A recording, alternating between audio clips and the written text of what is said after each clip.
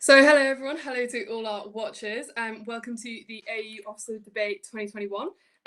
Just some little disclaimers to go through before we start. So candidates, you'll have 45 seconds to a minute for your opening and closing statement. When you're answering a question, please keep your answers to a minute or under, and if you go over this, I will notify you. So it is a debate, so feel free to respond or add on to what either of you say. Anyone watching the stream, you can enter your questions for the candidates by using the hashtag NUSU Debates 2021 on Twitter or through the live chat. Please make clear who your question is for and specify if you don't want your name to be read out. So let's get started. So Tom, do you want to start us off with your opening statement?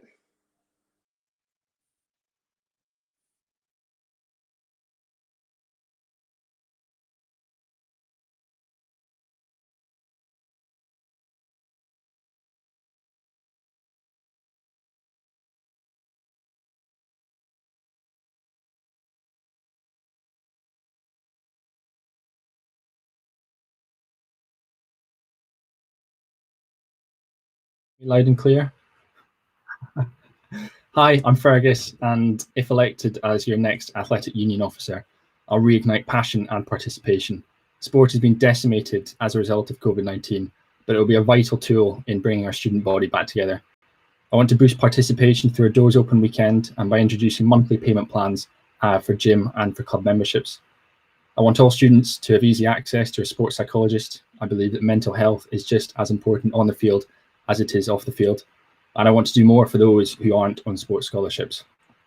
Finally, I want to reignite the passion for Team Newcastle that I feel has been lacking for previous years.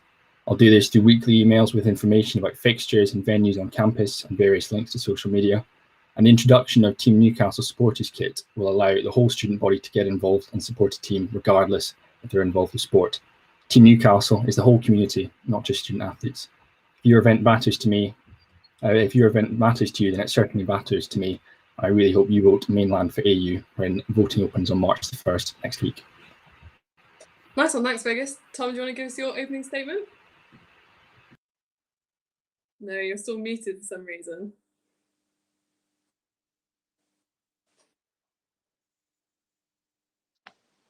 Okay, cool, we've got Tom back. So Tom, do you want to let us know what your opening statement is? Hi, second time round. My name is Tom Innes and I'm running for your 2021/22 Athletic Union Officer. My goal is to bring back the joy and the fun of playing sport after a long intermission due to the pandemic. I personally made some lifelong friends and had some of the best times at Newcastle while playing sport as part of a team, and I want the same opportunity for everyone else to experience those good times. I wanted to do this by pushing for greater inclusivity, transparency and representation.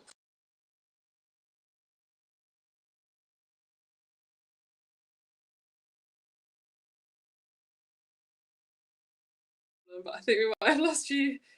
Yeah, we have.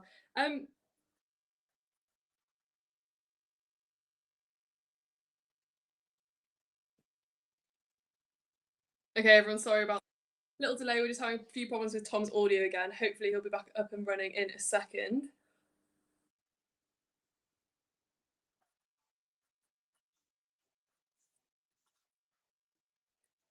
Okay, Fergus.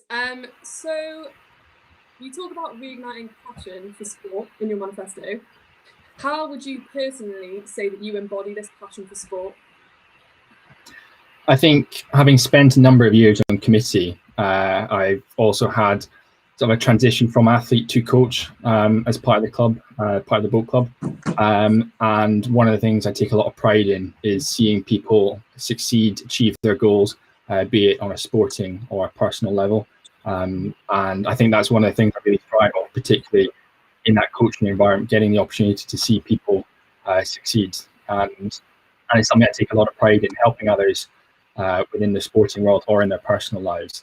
And it's something I hope to bring forward to the role, because that's what the AU officer is all about. It's making sure that it's a safe, warm environment for everyone to come and participate with sporting, but it's also about helping students to achieve their sporting goals whilst at university as well. Amazing, thank you. Tom, do we have you back? Maybe. Okay, yeah, it's working now. Do you want to finish off your opening statement?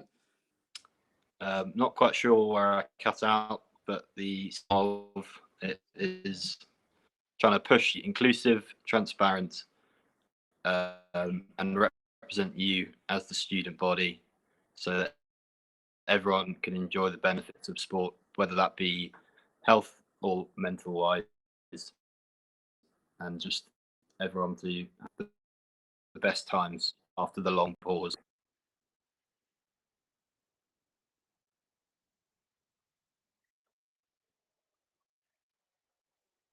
So just following on from that, kind of similar to what I asked Fergus before, how do you think you personally embody this passion for sport and this like desire to be involved?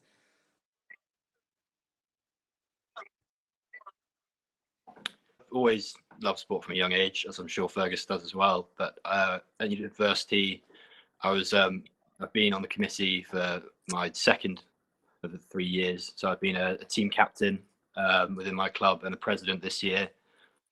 Obviously, it's been a topsy-turvy year. Also, the AU executive committee have really sort of got into the heart of how the sport runs with NUSU and how Benta really like pushes the policies and actually benefits overall. Been missing sport, sort of getting out there, meeting. It's not about winning and losing, it's about the friendships you create and that community, and actually how that becomes a support network in itself. And I just want everyone else to sort of love sport the way I do as well. Amazing, cool. So Fergus, this one's for you. A key part of your manifesto is the open door weekend. I think it's a really, really good idea. But in reality, how do you think you would make it work? How do you think you would get smaller clubs to have the same sort of engagement and the same support that the larger clubs might get on this weekend? Well, I think the great thing about this weekend is that it makes it so easy for the students to get involved, be it freshers, second year, third years, or postgraduates. All they need to do is just know where the sport is taking part, be it at Cochrane Park, Long Benton, or one of the gym halls, or wherever else around campus. And first of all, it's a great way to get the people into the sports through the doors to participate in the sports. But then again, for the actual clubs themselves, if they've got trials coming up later down the line, then it can almost be a preempt for trials for them. But I think for all clubs, it's a great opportunity because the taster sessions for all clubs will be taking place on the same weekend. So there's no need to worry about trying to get people to specific locations at different times on a variety of different days. Everyone will know that, for example, the third weekend in September is going to be doors open weekend, and the whole student body is going to be involved in trying out new sports. A little bit more about that, obviously, especially with sports like rowing. I know some of the sports that kind of play in the leagues that are outside of books.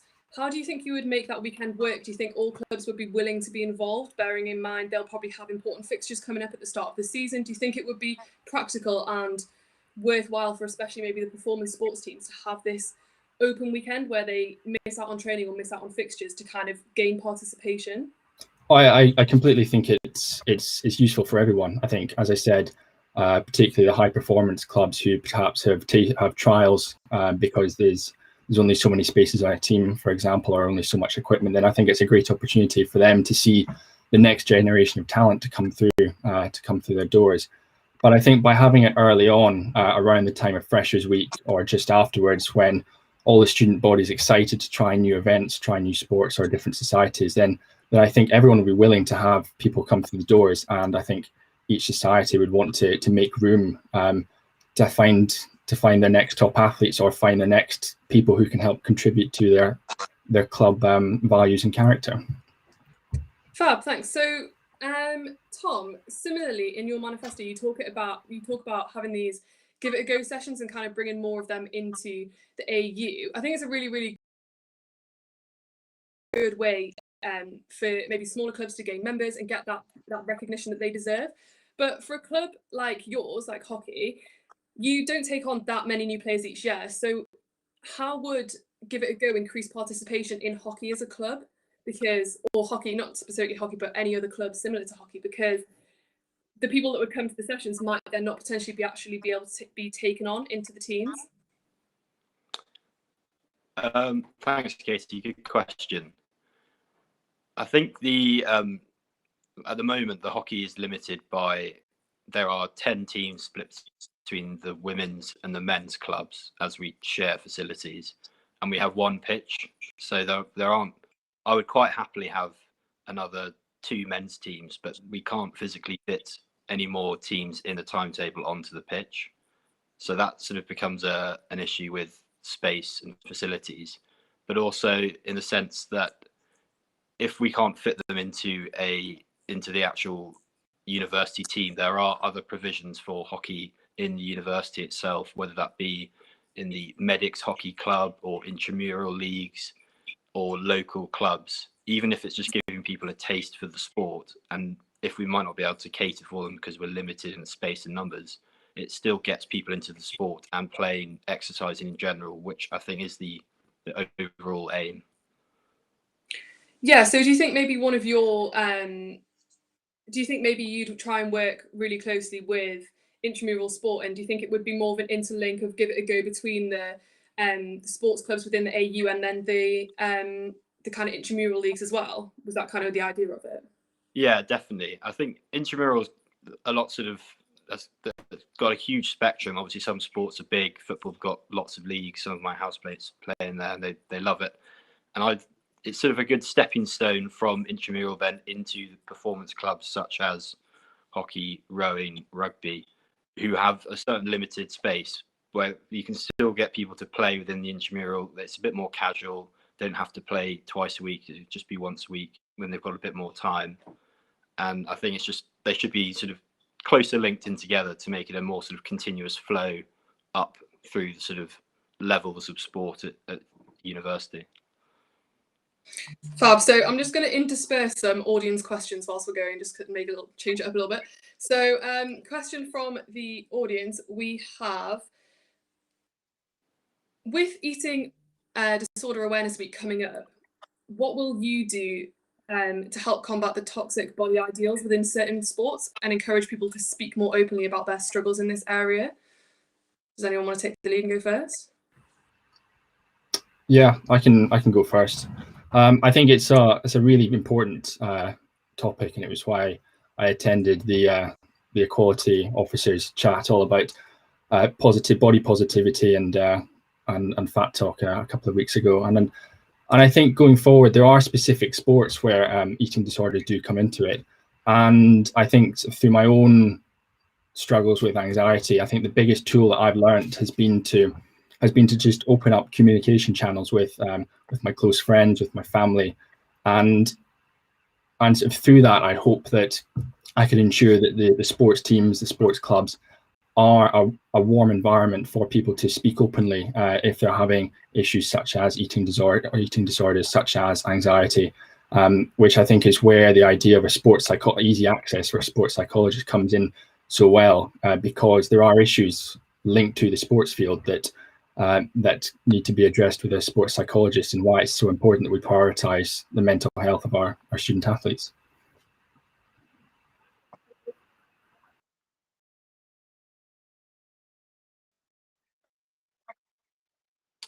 I think with a lot of these sort of initiatives that are really great and pushing for a better sort of culture, is that what NUSU is doing already is sort of making them an event, making it a week, making it a day, and trying to pull sports teams on to that event to then create a big sort of common community and promoting the right image and the right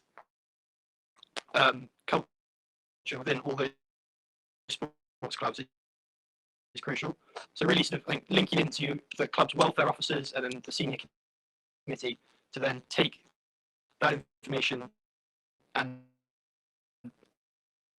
get it into the hands of their members to create the right culture so everyone can sort of, as Fergus says, communicate and get through times when they are tough.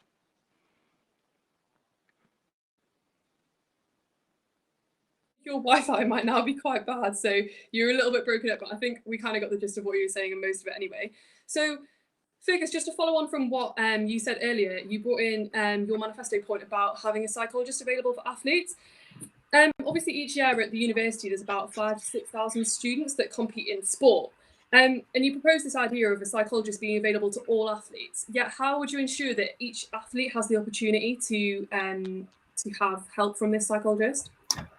I think one of the ways of doing this is working with the wellbeing services already in place at the university, and then going forward, working with the sports centre and various other departments in the university to explore the opportunity of potentially employing a full-time sports psychologist to ensure that the needs of our athletes are met on the field and off the field.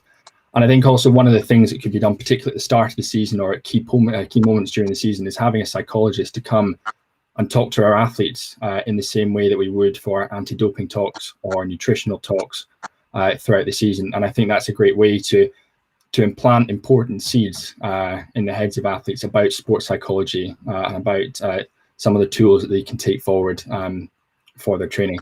Because not everyone will need a sports psychologist. People just maybe need directions and tools that they can use on a day-to-day basis for training or in a racing environment. Yeah, I think that's a really good answer. And I think one of the things that is quite apparent at uni is that the facilities or the availability of resources to performance athletes is obviously a lot more significant than those who don't play at a performance level. Would this be something that you look to implement for everyone across the board, or would this just be available to those performance athletes? Oh, completely available to everyone.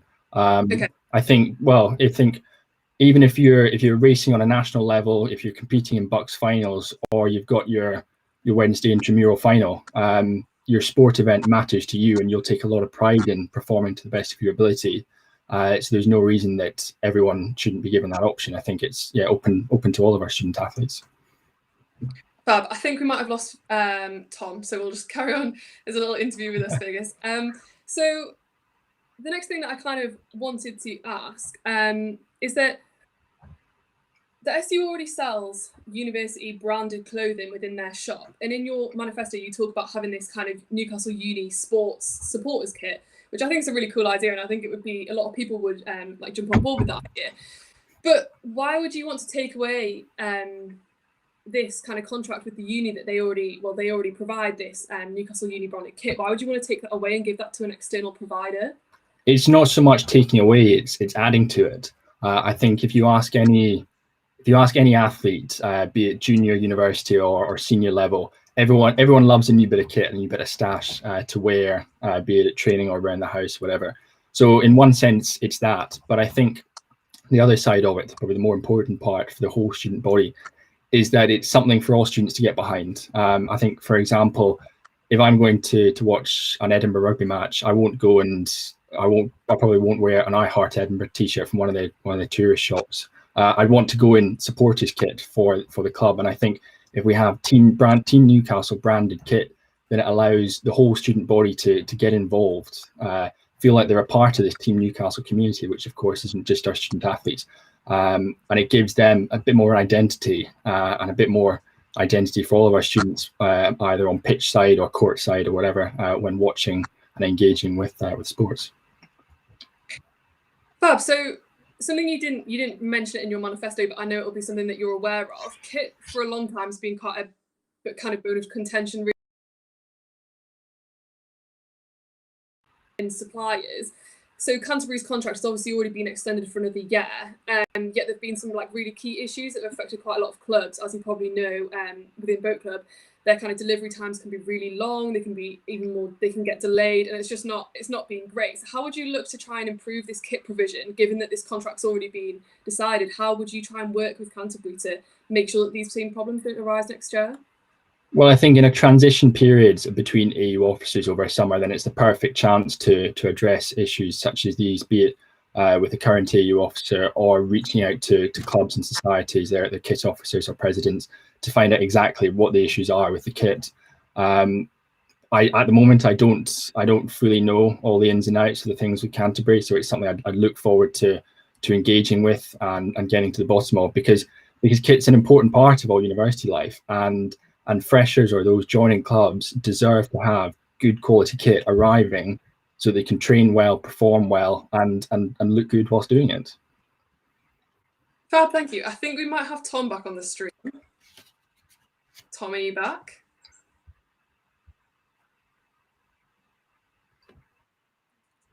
Tom's back. He's back. Okay, amazing. Okay, so Tom, I can see you, but the audience can't see you yet, so you just got to hold on for a couple of minutes until you can, everyone else can see you.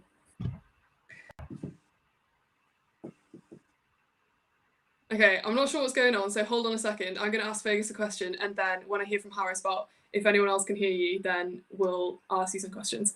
So, Fergus, Tom mentions in his manifesto that the role of AU officer extends beyond sport.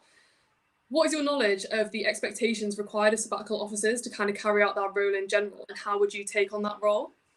Well, I think Tom's completely right there. I think it's far more than just representing sports clubs. I think first and foremost, you're an ambassador for the whole student body and for Newcastle University itself. But you've also got the privileged position of being a trustee of the Students' Union as well. It was a huge responsibility, and yeah, it's something to look forward to, that amount of responsibility taking forward. But I think yeah, as Tom alluded to, it's so much more than just representing sports clubs or student athletes.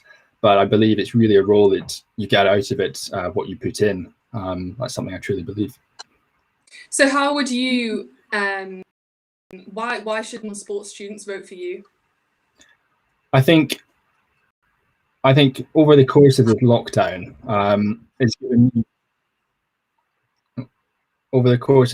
it's given me an opportunity to broaden my horizons, just from being sort of a guy involved in sport.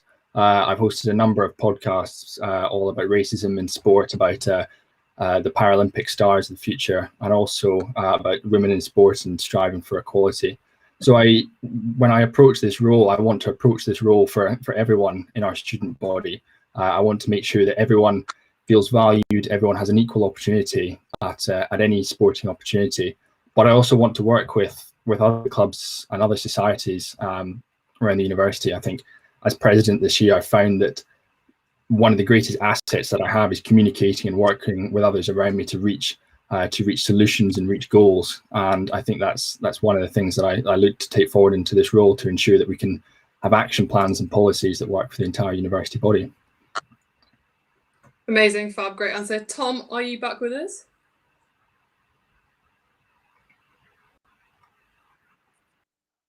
In the meantime, Fergus, I've got a question for you. Kind of links onto what I'm going to ask Tom after. So next year could be quite daunting, especially for the smaller clubs in the AU who don't kind of have consistently high levels of members or high levels of participation.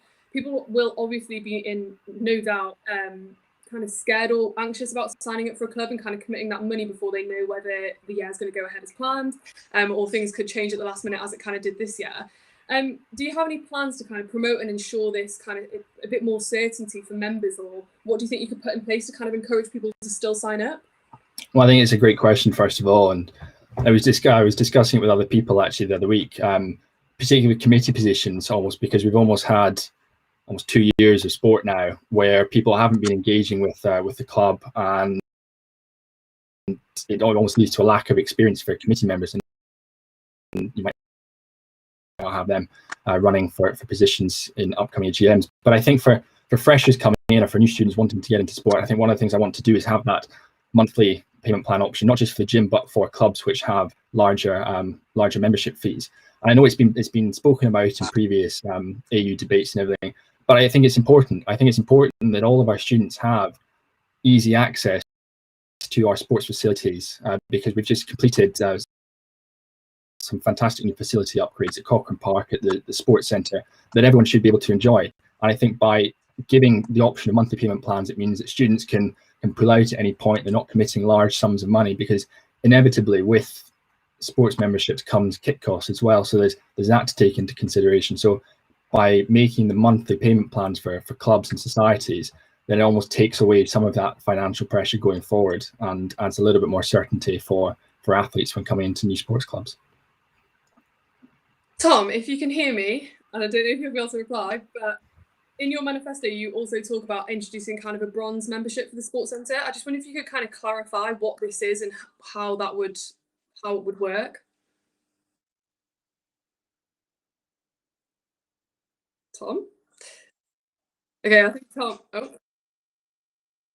I think there is a huge delay between what I say and what you say. So I'm just going to continue on with Fergus, and hopefully someone who is dealing with the tech side is going to be in touch. So check your Facebook messages, because I think they're going to try and speak to you about just using audio rather than the video as well. And hopefully that might work a little bit better. So I'm just going to continue with Fergus, and hopefully you might be able to rejoin soon.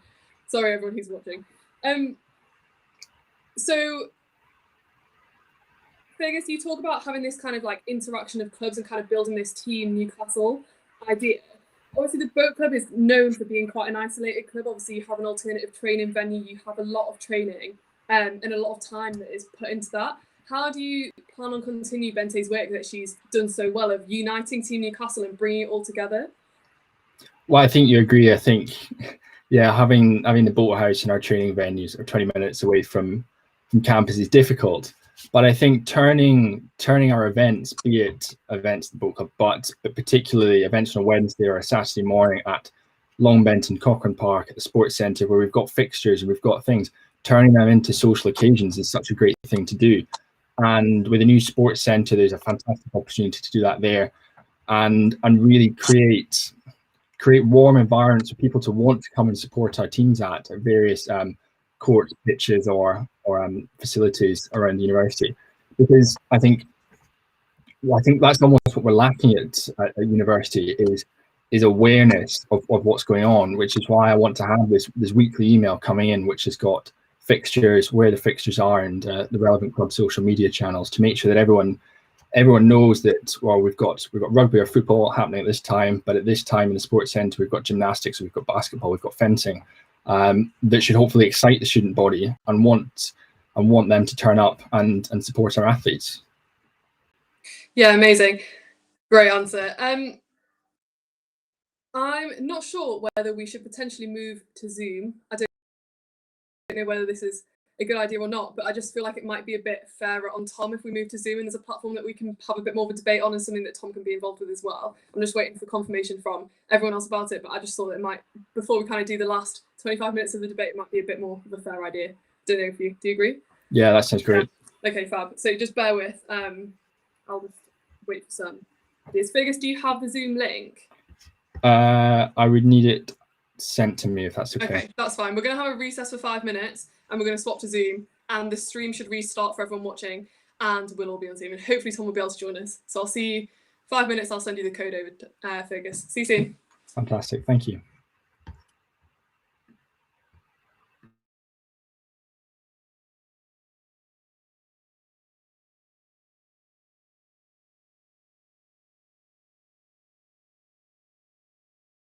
So, Tom, I don't think you got to answer the question properly before about the bronze membership plan for the Sports Centre. So I was just querying how you would set that up, how it would run, what you think the kind of benefits of it would be, and can you just kind of clarify what the bronze membership is? So obviously this year has been different. They've just made one sports membership for everything, but that's purely because of the pandemic. Last year you had a silver and a gold. Gold gave you access to the entirety of the gym, and if you played intramural sport or a performance sport, then you had to pay that as well, as sort of like almost a contribution to the facilities for the upkeep and things. You could also have silver, which gave you sort of, I think, the right to, you could pay for classes in the like Pilates or yoga or something as well. And then you, if you're part of a intramural or a performance club, then you also have to pay that as well. The idea of the bronze, it would be slightly cheaper than the silver, and it would give you no access, no rights to anything in the gym. It's just purely your contribution to the upkeep of the facilities because you play a sport using Cochrane Park, Longbenton, or another site.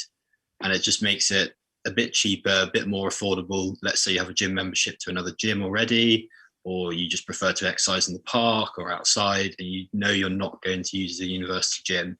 It just saves you that extra cost, because once you've paid club membership, you've paid for your kit, and then you have to pay for the sports centre membership. It's stacking up. For me, in my first year, I paid in excess of £300, just sort of as a lump sum straight away. And that's just a huge amount of money as a student. And I think any area we can find to reduce the cost just means there's greater access to sport for all students, and they can just get involved without there being quite such a hurdle to get over. And that links into about the monthly payment plans for the sports membership as well. I do agree that it's a lot of money to kind of cash out in your first couple of weeks of uni. I found the same, and I'm sure Fergus and Bente both did when they were at uni as well. But the kind of point of the sports membership, it's not actually just for the sports centre. It kind of, no matter what membership you pay, you are paying for your sports facility. So despite it being called a sports centre membership, it is for whether you use Cochrane Park or whether you use the Boathouse or whatever you're using, it is for all the different areas. And for most sports that use the other facilities like Cochrane Park, etc., do they not also use the S&C gym?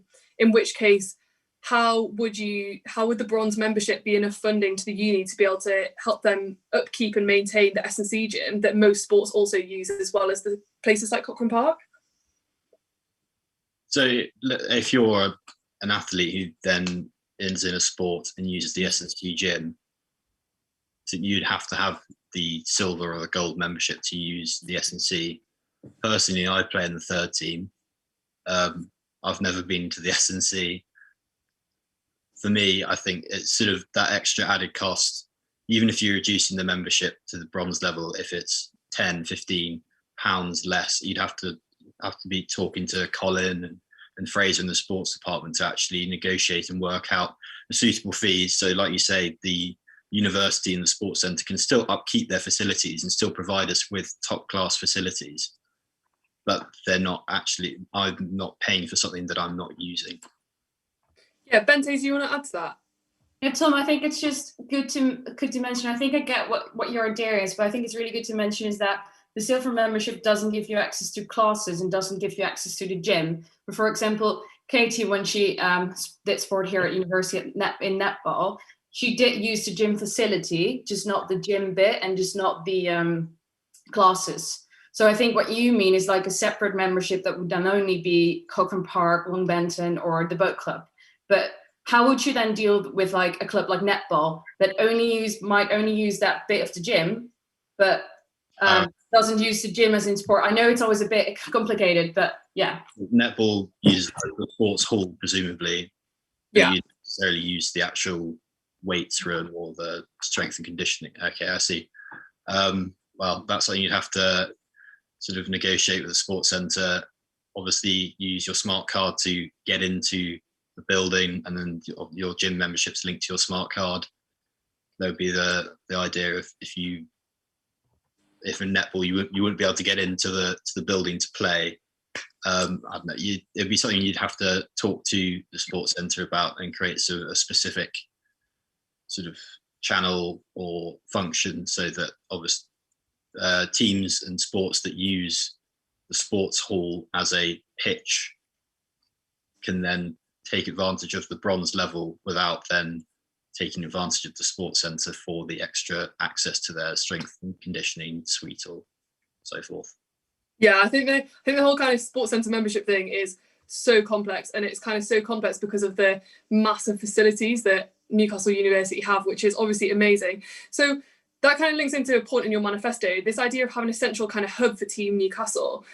How do you think that would kind of work, and how would you develop and promote that when a lot of fixtures, for example, netball, rowing, tennis, etc., don't happen at Cochrane Park? So how would this hub kind of work apart from, would other teams be able to go, and how would that kind of work when other fixtures would be happening kind of spread out all across Newcastle? Yeah, I think Cochrane Park would be sort of the leading, the sort of example A hub, as a lot, but not all sports happen there. So the idea of the hub being you're just getting as many students in the same area who all enjoy sport, exercise, and they're socialising outside of their club and not just purely inside as well. So they all are taking appreciation for each other's sport, and you're creating a bigger supporter base for every sport. So there's a better atmosphere for each sport. Obviously, as you say, there are different sports that are spread out across the area. You have sports that hire facilities down in Durham, like motorsport and things, and that's where it's not going to be as possible. But using, as you say, the university sort of sports hall in the gym facilities near Parkview, you can also sort of create a hub in there. You can use Luther's as their sort of social centre. and then you can have sort of, that's your on-campus hub, and Cochrane Park's your sort of off-campus hub, and you can try and group together these sports to create more of a community around Team Newcastle, rather than I just play hockey, as I'm part of Team Newcastle as a whole. So it creates a bit more unity. Okay, so Fergus, do you want to add anything to anything Tom said? Yeah, I was going to say, I think the idea of a hub is great, but I think it does run the risk, I think, Katie, like you said, of potentially isolating other sports, which is why I think it's important to drive support and drive attendance at all of our locations. And I think maybe rather than picking Cochrane Park, you're far better picking the University Sports Centre, which is right on everyone's doorstep, straight out of lectures on a Wednesday afternoon, and you can go and watch the fixtures, which will be at the Sports Centre, be it courtside or whatever. But I think we all know it's difficult to get to Longbenton, or it's difficult to get to Cochrane Park, so it's not necessarily the most easy thing. I think, yes, we should be making aware that there are fixtures there, letting people know what times the fixtures are there so people can go and attend them. But I think we've got thousands of students on our campus doorstep. Let's get them into the sports centre and get them behind our teams who are participating, because it's a great option for a lunch break or as an alternative to lectures. Yeah, great point. So a question for both of you that's come from the YouTube chat thing. How would you encourage people from marginalised groups to participate in sport, especially with concerns over toxic sport culture and not fitting in? Does anyone want to take the lead on that one? Yeah, I can jump first, and I think it's an issue that we see not just at Newcastle but at still universities around the country, and it's a real stain on our sports culture. And I think there's got to be a series of steps that I would like to see taken by the Students' Union, by the university. And I think it starts with mandatory workshops for committee members at the beginning of the year in September, to make sure they're aware of when rules are being broken, when things are being taken too far, and when higher powers need to interfere. And I think the most important thing is creating a safe and secure place, not one of intimidation, for athletes and students to come and participate in the sport. I think we've got to have more strict punishments for rule violations, and I think the actions of individuals have to have severe repercussions for the entire team, because I think we need to value character and values of a team far more than performances and wins.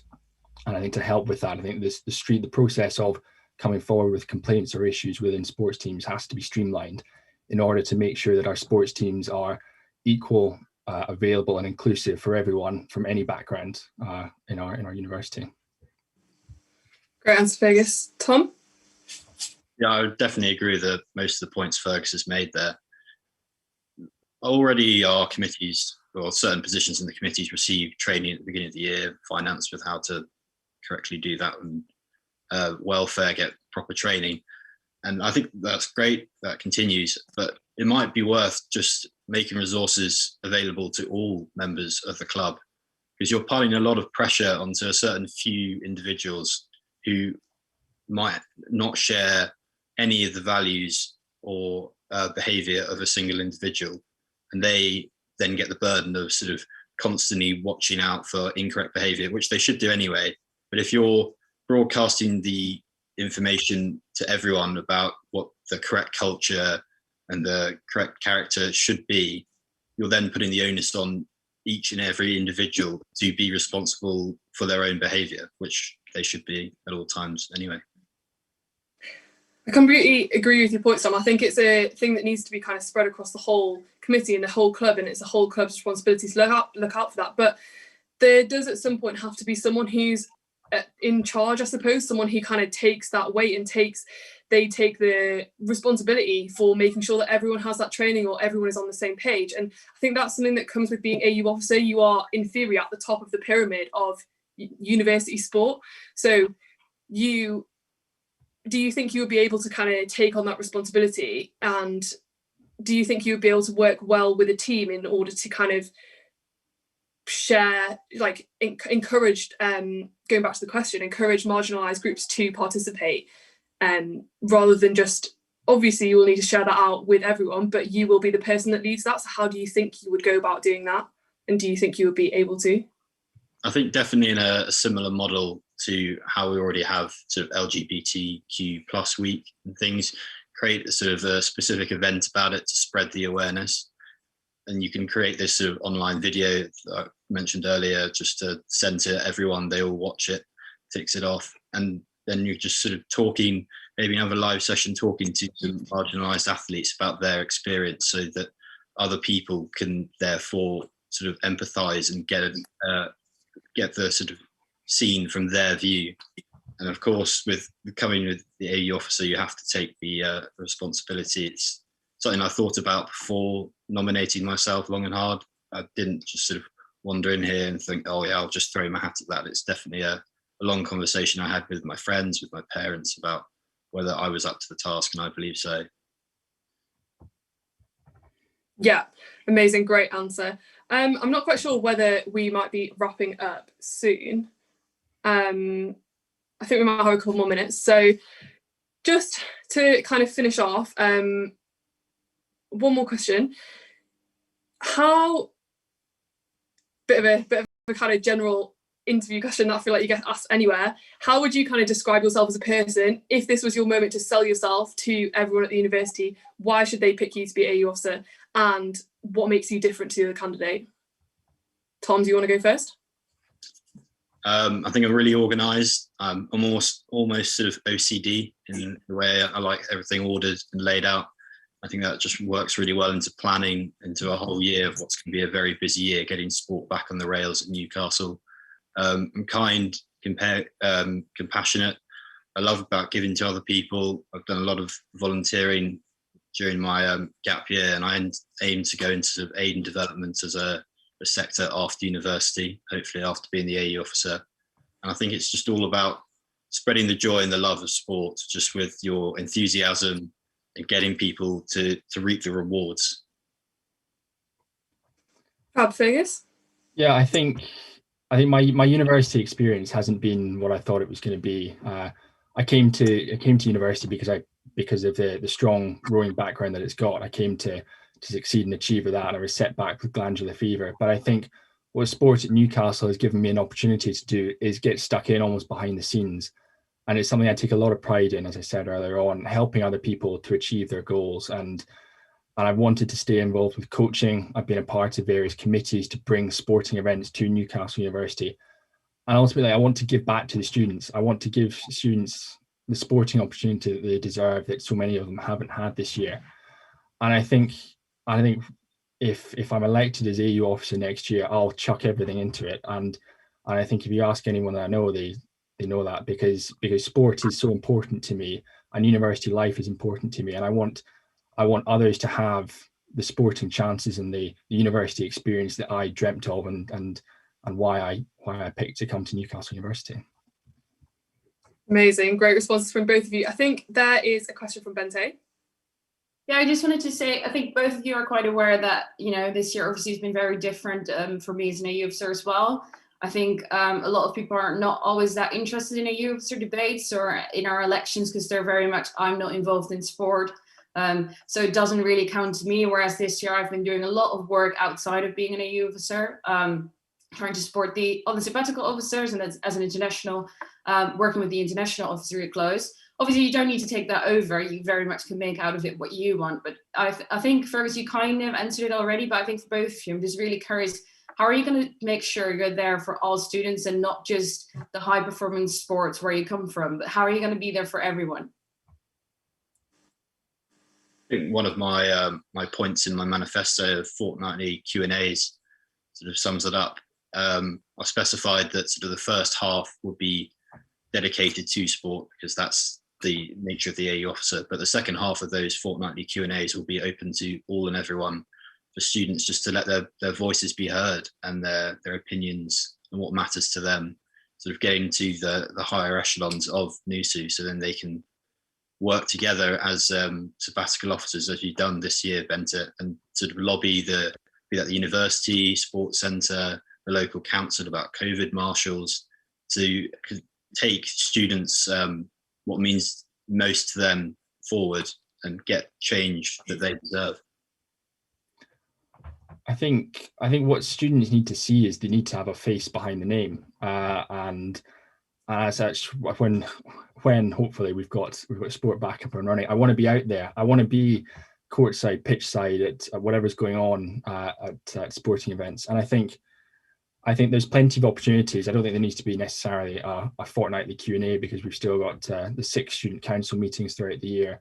My inbox should always be open, and I think there's plenty of opportunity to interact with people. But I think as it's been alluded to, I think it's raising the profile of the athletic union officer, to want people to engage, to want people to question, to hold us to standards, because ultimately that's what we are. It's an elected position, and I want to be out there. I want to be the face of sport at Newcastle University, and I think that's the best thing to do. There's no point being sat behind a desk all day, because that's not where you're needed. You're needed, be it on trustee meetings representing the university, but it's out and about on the sports fields, on the courts, in the gym, whatever.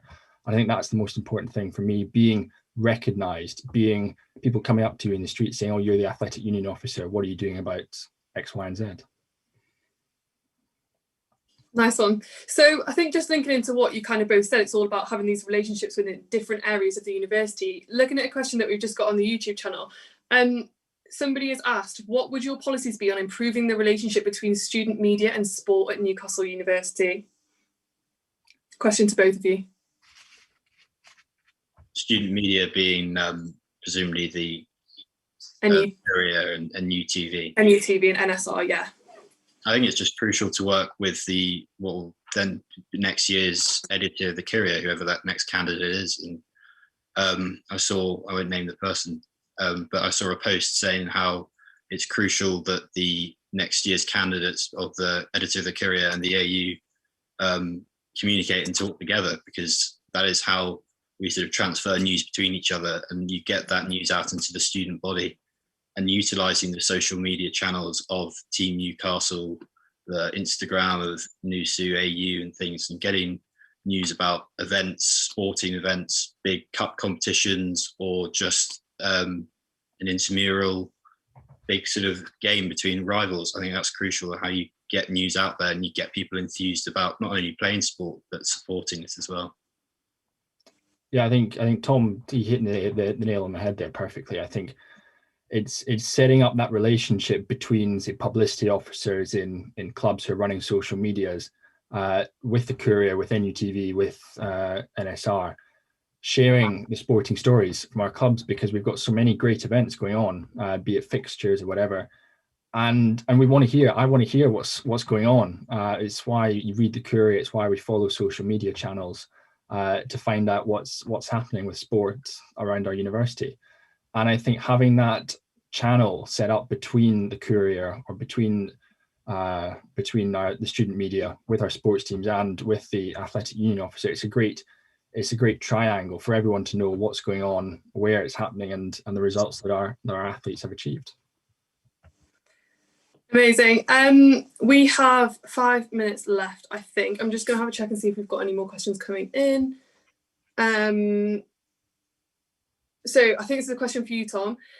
Why do you want to create another level of membership rather than just lobbying to make the existing memberships less expensive? I think options are always good. Everyone's going to want something slightly different from the sports centre or what they do at university. So why take something away that someone might enjoy or might take note of? I think it's better, you'd rather have 3 options for lunch rather than 2. So I think, why not just add rather than take away? Yeah, fair enough. I agree. It's a good point. Another question, last question before we do our closing statements. Question to both of you. How are you going to help the club's recruitment in September, assuming we're back to sports normal, hopefully? How would you improve participation and help the club's recruitment, especially true for smaller clubs? This is a YouTube question. I think Figures might have covered this earlier, but feel free to add. Yeah, I was going to say, I think the Doors Open weekend is such a great way of doing that, making sure that all students know exactly what weekends, it doesn't just have to be limited to one, where they know they can go and try a huge variety of sports, get involved, and almost linking it with hopefully the in-person Freshers Fair that we're going to have as well. But I think it's doing that when we come to September, October time, and we're hopefully back fully on campus.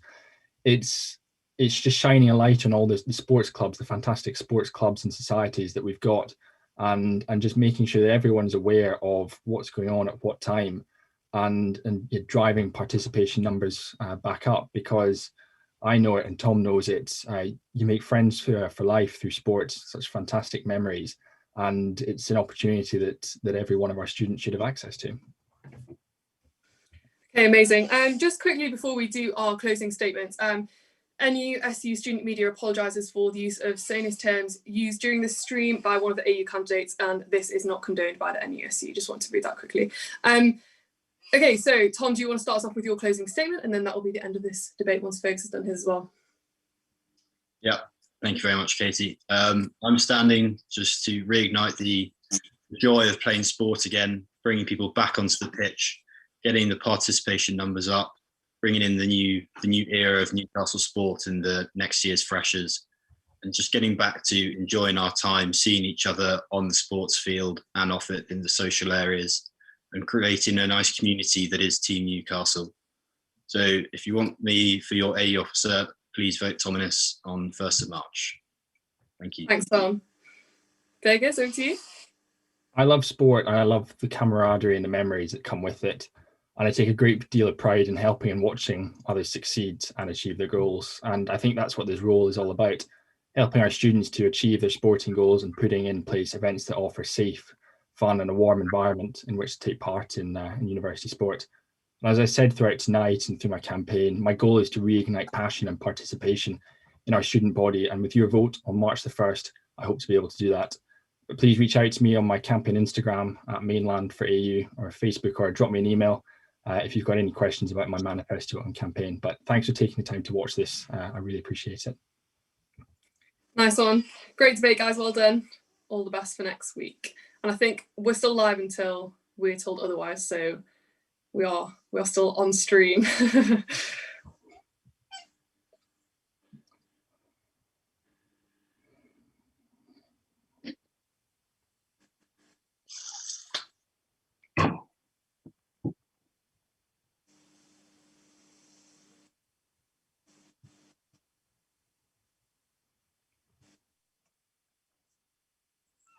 See you all later. Well done, everyone. Thanks. Good luck, guys. Bye. Bye.